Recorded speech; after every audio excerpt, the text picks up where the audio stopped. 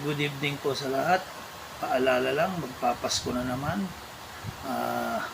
Andyan na naman yung mga manluloko mga tao. Ingat-ingat lagi tayo kasi nandyan yung mga scammer. Ingat kayo sa mga scammer dahil may bago silang modus ngayon.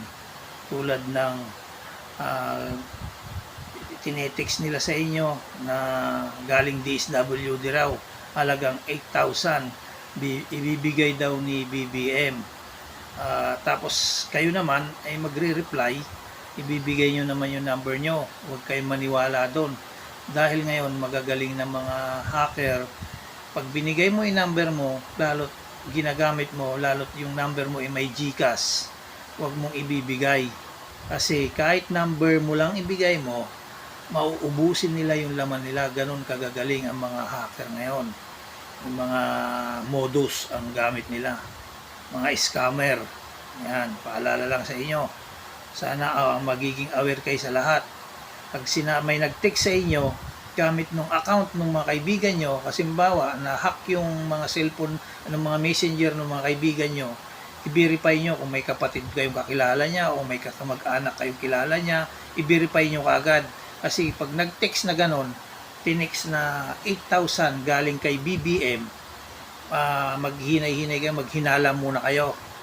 Tapos magtitext ulit yon, yung hacker na yon, yung scammer na yon, na hihingin yung number nyo. Tapos pag nahingi yung number nyo, kukunin na yung number nyo. Number mo lang, cellphone number mo lang ang kukunin sa'yo. Uubusin yung laman ng GCash mo kung GCash number mo yung binigay mo na yan. Kaya ingat-ingat, hindi na sila nagte-text na ganito, nasa ospital si ganito, nandun wala na, iba na ang modus nila ngayon. I-text lang sa'yo na nagbibigay si BBM ng 8,000 galing DSWD. Huwag kayo maniwala doon dahil ang punteriya talaga nila yung number nyo para ubusin yung laman ng GCash nyo kung GCash man yan. Kaya tayo, lakay, ingat-ingat lagi kayo dyan. Lahat ng mga kaibigan ko, magiging aware kayo. Lalo ngayon magpapasko, andyan lahat ng mga scammer. Kaya lahat din ng mga kamag-anak ko, magiging aware kayo dahil unang-una sa lahat, walang binibigay ang DSWD na 8,000 galing kay BBM. Wala pang ina-announce yan. Kaya pag mga ganyan, scammer yan. Mag-ingat-ingat na kayo yan. Kaya paalala lang sa lahat. God bless. Good evening ulit. Kasi kanina, mayroon akong kaibigan na na-hack yung messenger niya.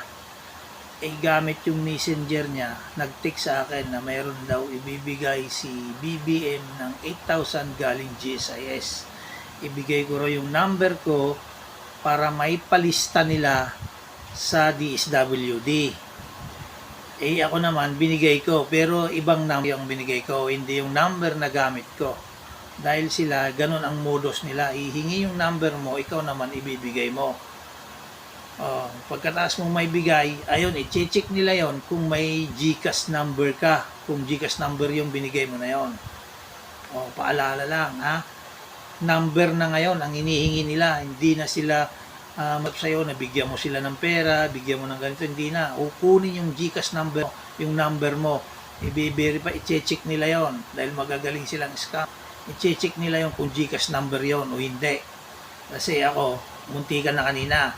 Pero mautak din ako dahil binirify ko sa mga kamag-anak nung may-ari nung messenger na yon. Nung sinabi nila na scam, ayun na. Buti ka mo, ang naibigay kong number, yung isang number ko. Pero wala akong talagang GCash sa totoo lang. Yan, God bless. Ingat-ingat kayo lagi. Magiging aware kayo sa mga ganung bagay, galing man DSWD o galing man Pagcor o bigay ni BBM, bigay ni ganito. Maghinala muna kayo, maging aware muna kayo sa mga ganung bagay. Kaya mag-ingat-ingat kayo lagi sa mga scammer. God bless, lakay sa anumang sulok ng bansa. Ingat-ingat lagi. God bless.